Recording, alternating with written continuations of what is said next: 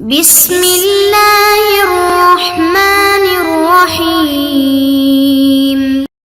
السلام علیکم معزز طلبہ کرام، آپ سب کیسے ہیں؟ آج ہم نور الانوار کے سبق نمبر 213 کو پڑھیں گے۔ آج کے ہمارے سبق کا عنوان ہے ظاہر کی تعریف اور اس کا حکم۔ آج کے ہمارے سبق کی عبارت ثم شرع فی التقسیم ثانی سے شروع ہوتی ہے۔ دراصل یہاں آپ کو یہ بات ذہن نشین ہونی چاہیے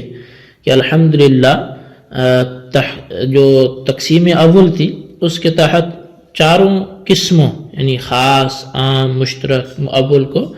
ہم نے پوری تشریح کے ساتھ پڑھ لیا ہے، اور اب انشاءاللہ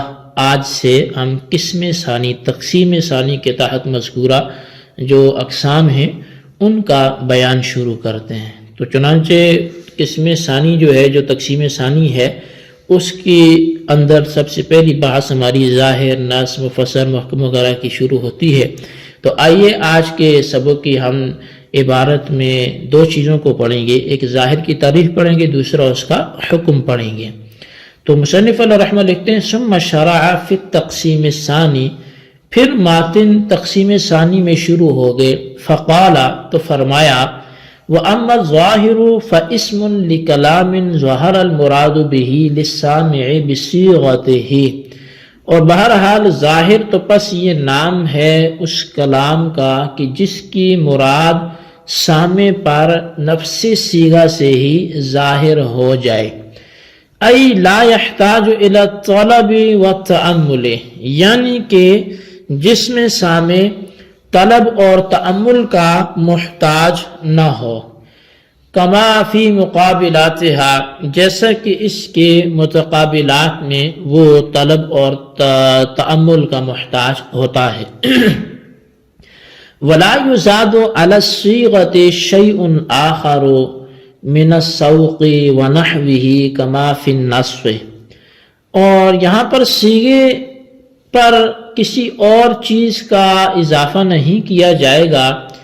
سوق یا اس کی مثل دیگر چیزوں کا، جیسا کہ نص میں اضافہ کیا جاتا ہے۔ فخرج ھذا کلہ من قولہ بصیغتہ، پس یہ سارے کا سارا ماتن کے قول بصیغتہ سے یہ ساری چیزیں خارج ہو گئی۔ لیکن یشترط فی ھذا کون السامع من اہل اللسان، لیکن یہاں پر یہ شرط ہے کہ سامع اہل لسان میں سے ہو، وہ صاحب زبان ہو۔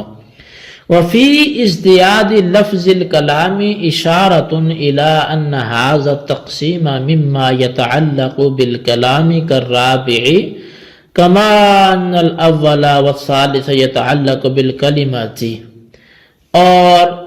لفظ کلام کو زیادہ کرنے میں اشارہ ہے اس طرف کہ بے شک یہ تقسیم ان باتوں میں سے ہے جن کا تعلق کلام سے ہے چوتھی رابع کی طرح، جیسا کہ بے شک اول اور ثالث ان کا تعلق کلمے سے تھا۔ والمراد من الظہور فی قولہ ما ظہر الظہور اللغوی فلا يرد ان هذا تعریف الشیء بنفسہ، اور مراد ظہور سے ماتن کے قول ما ظہر، تو اس میں جو ظہور سے مراد ہے الظہور اللغوی، وہ لغوی ظہور مراد ہے، بس اس پر یہ اعتراض نہیں ہوگا کہ ان ھذا تعریف الشیء بنفسہ، کہ یہ تو شے کی تعریف اسی کی ذات سے کرنا لازم آئے گا۔ وحکمہ وجوب العمل بالذی ظہر منہ علی سبیل القطع والیقین، اور ظاہر کا حکم یہ ہے کہ متکلم کے کلام سے جو معنی ظاہر ہوتے ہیں ان پر قطعی اور یقینی طور سے عمل کرنا واجب ہوں۔ حتی صح اثبات الحدود والکفارات بالظاہر، یہاں تک کہ ظاہر سے حدود و کفارات کا اثبات کرنا یہ صحیح ہے۔ لأن غایتہ انہ محتمل المجاز وہو احتمال غیر ناش من دلیل فلا يعتبر، اس لیے کہ زیادہ سے زیادہ یہ کہا جا سکتا ہے کہ ظاہر مجاز کا احتمال رکھتا ہے، لیکن یہ احتمال بلا دلیل پیدا ہوا ہے، لہٰذا اس کا اعتبار نہیں ہوگا۔ جی طلبہ کرام، یہ ہمارے آج کے سبق کی عبارت اور اس کا ترجمہ تھا جو آپ نے سماعت کیا۔ آئیے آج کے سبق کی وضاحت کی طرف بڑھتے ہیں۔ جیسا کہ آپ سے عرض کر دیا گیا کہ الحمدللہ ہم نے تقسیم اول کو مکمل کیا، تو اب ہم تقسیم ثانی کو شروع کر رہے ہیں اللہ کے فضل اور اس کی توفیق سے۔ تو چنانچہ مصنف الرحمن فرماتے ہیں کہ تقسیم ثانی کے تحت پہلی قسم جو ہے وہ ظاہر ہے، اور ظاہر اس کلام کا نام ہے جس کی سنتے ہی سننے والے کو اس کلام کا مطلب معلوم ہو جائے، یعنی محض سیغے سے کلام کی مراد سامع کے سامنے ظاہر ہو جائے اور سامع مراد کو سمجھنے کے لیے طلب اور تأمل کا محتاج نہ ہو، جیسے کہ خفی مشکل مجمل میں طلب و تأمل کا محتاج ہوتا ہے۔ لیکن شرط یہ ہے کہ سامع اہل زبان ہو، اور صیغہ پر سوق وغیرہ کی زیادتی بھی نہیں کی جاتی، جیسا کہ نص میں زیادتی کی گئی ہے کہ ما سیق الکلام لأجلہ، اور حاصل یہ کہ نص میں یہ بات ضروری ہے کہ کلام مراد کو بیان کرنے کے لیے لایا گیا، مگر ظاہر میں کلام مراد کو بیان کرنے کے لیے نہیں لایا جاتا، بلکہ مراد نفس صیغہ سے خود بخود ہی واضح ہو جاتی ہے۔ اب شارح نور الانوار مولا جیبن الرحمن نے فرمایا کہ نص، مفسر وغیرہ تمام قسمیں مصنف کے قول بصیغۃ ہی سے خارج ہو گئیں۔ شارح فرماتے ہیں کہ ظاہر کی تعریف میں لفظ الکلام زیادہ کرنے سے اس بات کی طرف اشارہ ہے کہ اس تقسیم کا چوتھی تقسیم کی طرح کلام سے تعلق ہے، جیسا کہ پہلی اور تیسری تقسیم کلمہ سے متعلق تھی، اور وجہ اس کی یہ ہے کہ تقسیم ثانی کے ذریعے ظہور معنی مراد ہوتے ہیں، اور تقسیم رابع کے ذریعے مراد پر اطلاع ہوتی ہے، اور ظہور معنی اور مراد پر اطلاع۔ اچھا، یہ جو ظہور مراد اور وقوف علی المراد دونوں کلام سے ہوتے ہیں، اس لیے تقسیم ثانی اور رابع دونوں کا تعلق کلام سے ہوگا، اور تقسیم اول وضع کے اعتبار سے ہے، اور وضع کہتے ہیں لفظ کو معنی کے لیے متعین کرنا،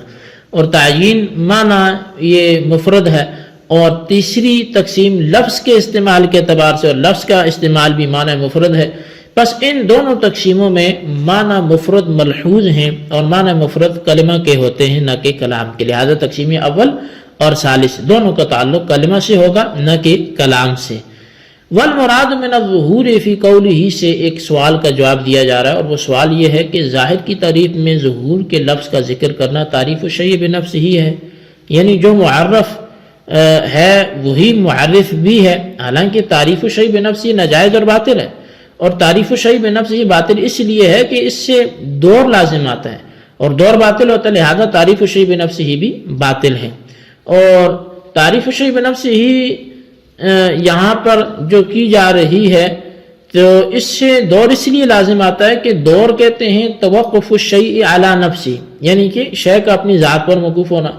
یہ دور ہے، اور معرف کا سمجھنا معرف پر موقوف ہوتا ہے، اور یہاں معرف بھی ظاہر ہے اور معرف بھی ظاہر ہے، یعنی کہ تعریف بھی ہم ظاہر کی کر رہے ہیں، اور تعریف میں بولا بھی یہی گیا کہ جس کی مراد ظاہر ہو، تو ظاہر سے ظاہر کی تعریف کی، تو یہ گویا کہ ظہور کا لفظ یہ مذکور تعریف میں بھی ہے، تو پس ظاہر کا سمجھنا خود اس کی ذات یعنی ظہور پر موقوف ہوا، اور اسی کا نام دور ہے۔ بہرحال ثابت ہو گیا کہ ظاہر کی تعریف میں لفظ ظہور کے مذکور ہونے سے تعریف الشیء بنفسہ ہی یعنی شے کو خود اس کی ذات سے تعریف کرنا لازم آتا ہے، اور تعریف الشیء بنفسہ ہی دور کو مستلزم ہے، اور دور باطل ہے، لہذا ظاہر کی تعریف میں لفظ ظہور کا مذکور ہونا بھی باطل ہوگا۔ اب اس کا جواب یہ ہے کہ معرف اصطلاحی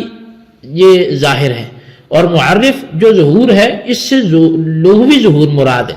یعنی جو وضوح اور انکشاف کے معنی میں، اور جب ایسا ہے تو معرف اور معرف دونوں میں عینیت نہ رہی بلکہ تغیر ہو گیا، کہ جو تعریف میں لفظوں میں مذکور ہے معرف ہے اس سے ظہور لغوی مراد، اور جس کی ہم تعریف کر رہے ہیں جو معرف ہے اس سے ظہور اصطلاحی مراد ہے، تو یہ دونوں الگ الگ ہیں، لہذا آپ کے اعتراض لازم نہیں آئے گا۔ وحکمہ سے مصنف الرحمہ ظاہر کا حکم بیان کرتے ہوئے فرماتے ہیں کہ ظاہر کا حکم یہ ہے کہ اس سے جو مطلب ظاہر ہوتا ہے قطعی اور یقینی طور سے اس پر عمل کرنا واجب ہوتا ہے۔ ظاہر کا حکم چونکہ قطعی اور یقینی ہے، اس لیے اس سے حدود و کفارات کو ثابت کرنا بھی درست ہے۔ ظاہر کا حکم اگر ظنی ہوتا تو اس سے حدود و کفارات کو ثابت کرنا درست نہ ہوتا، کیونکہ دلائل ظنیہ سے حدود و کفارات کو ثابت نہیں کیا جاتا۔ ہاں زیادہ سے زیادہ یہ کہا جا سکتا ہے کہ ظاہر مجاز کا احتمال رکھتا ہے، لیکن یہ احتمال چونکہ کسی دلیل سے پیدا نہیں ہوا اس لیے اس کا اعتبار بھی نہیں کیا جائے گا۔ جی طلبہ کرام، یہ تھی ہمارے آج کے سبق کی عبارت، ترجمہ اور اس کی وضاحت جو آپ نے سماعت کی۔ آئیے اب آج کے سبق کی جو اس کو کلوز کرتے ہیں، اس کے خلاصے کو رجسٹر پہ آپ ضرور لکھیے گا، بالخصوص ان سوالات کے جوابات بھی دیجیے گا۔ سوال نمبر 1 یہ ہے کہ والمراد من الظہور فی قوله سے کون سا سوال ہوتا ہے، اس کا جواب بھی دیں، اور ظاہر کا حکم دوسرے سوال کے تحت آپ تحریر کریں۔ اللہ تبارک و تعالیٰ سے دعا ہے جو کچھ ہم نے پڑھا سنا سے یاد رکھنے کی توفیق عطا فرمائے، آمین بجاہ النبی الامین صلی اللہ علیہ وسلم۔